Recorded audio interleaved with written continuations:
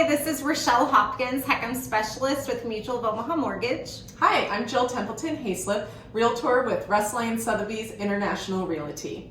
Today, we are going to dispel another myth when it comes to HECMs.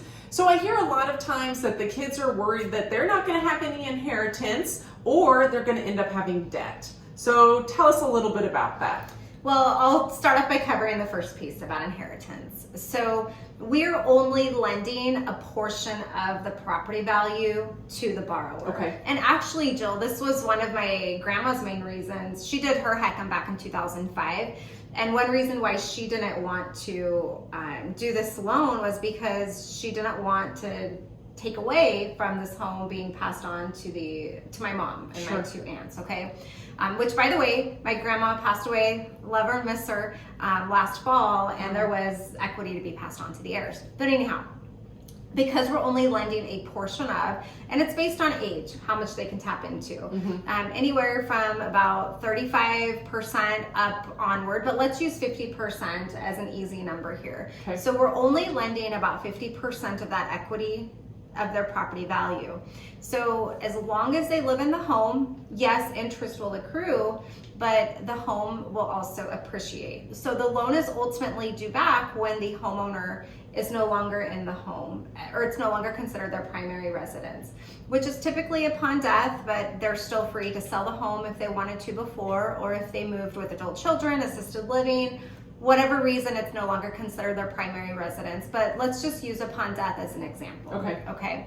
So the homeowner passes away. Oh, by the way, if there's two homeowners, it's not until the last one passes away. Okay. So the last homeowner passes away, and now the home passes on to their heirs.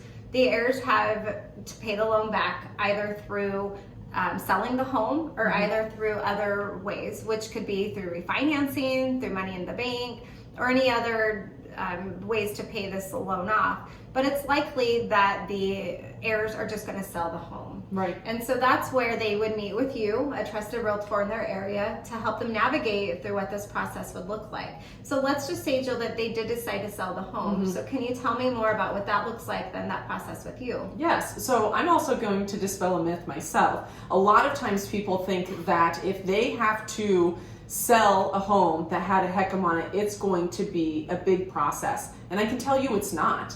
The same process holds in that we just need documentation stating that these heirs actually have inherited the home, whether this is through a will or a trust, that those documents are required with any sale of a home. So we obtain those documents and then we continue through just like we would listing any other home, get it on the market and get it sold. So it's a very simple process and nothing anybody should be worried about. Thank you for adding in your myth. We're like the Mythbusters today. Let me go ahead and cover that last piece that you shared at the beginning of About the the video debt. about the debt. Yes. So with this loan, they can never owe more than what the property value is worth. It's a non-recourse loan. So let's just say, God forbid, another 2008 and 9 come where the market crashes. Yes. We And- hope that doesn't come.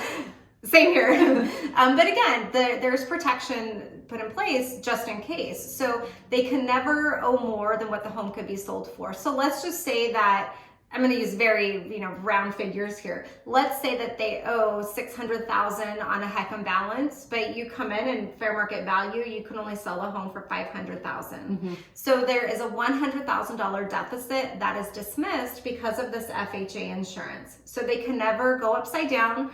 We can never pass debt onto the heirs, nor can we go after any other assets. That's huge. I mean, that has got to give everybody peace of mind knowing that they are protected by doing this. Yep, the home is ultimately the only thing that can stand for the debt. There's no personal liability. That's great. Well, thank you. I'm so glad that we covered all of the myths. Make sure you check out both videos because we do also have another video about whether or not the bank owns the home or not. Thank you for joining. Thanks.